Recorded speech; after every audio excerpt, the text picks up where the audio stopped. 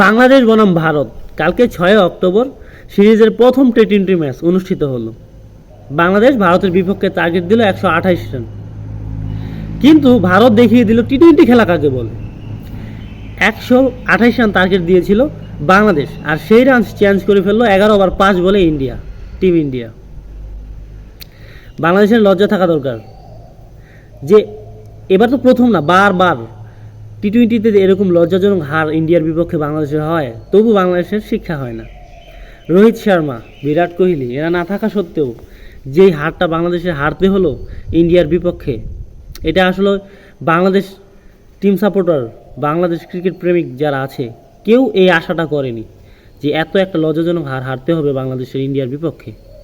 সবাই আশা ছিল যে ভালো কিছু একটা করবে। আমরা বাঙালিরা বেহাইয়ার মতো শুধু প্রতিবারে একটাই আশা করি যে এই ম্যাচটা খারাপ হয়েছে তো কী হয়েছে, এর পরের ম্যাচ বাংলাদেশ ভালো করবে। প্রথম ওপেনিং যে ব্যাটসম্যান উঠছে সে আউট, ভাবলাম যে না, দ্বিতীয় যে প্লেয়ারটা আসবে সে ভালো করবে, ভরসা করি এর উপরে।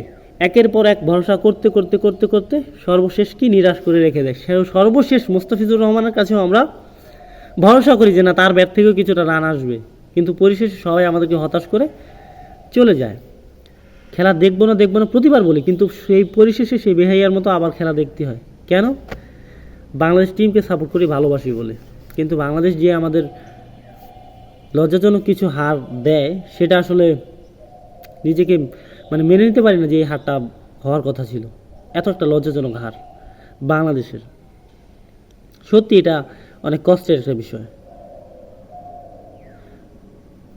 পরিশেষে ওই একটাই চাওয়া, এই ম্যাচ ভালো হয়নি তো কী হয়েছে, পরবর্তীতে ম্যাচগুলো হয়তো ভালো হবে।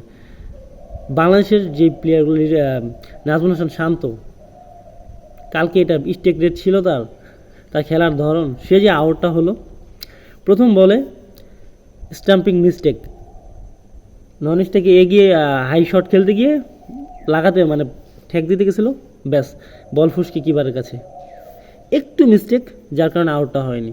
দ্বিতীয়বার সেম সিচুয়েশনে লং শট খেলতে গেল এক স্টেপ এগিয়ে, কিন্তু পরিশেষে ফলাফল কি?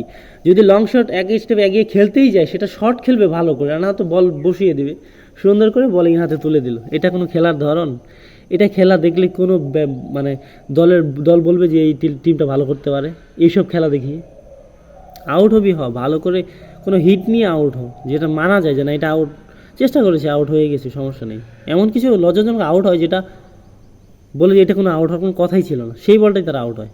বাংলাদেশ টিম সত্যি হতাশ করে ছেড়ে দিয়েছে আমাদেরকে। পরিশেষে একটাই চাওয়া, নেক্সট ম্যাচ যেন ভালো হয় ইন্ডিয়ার বিপক্ষে।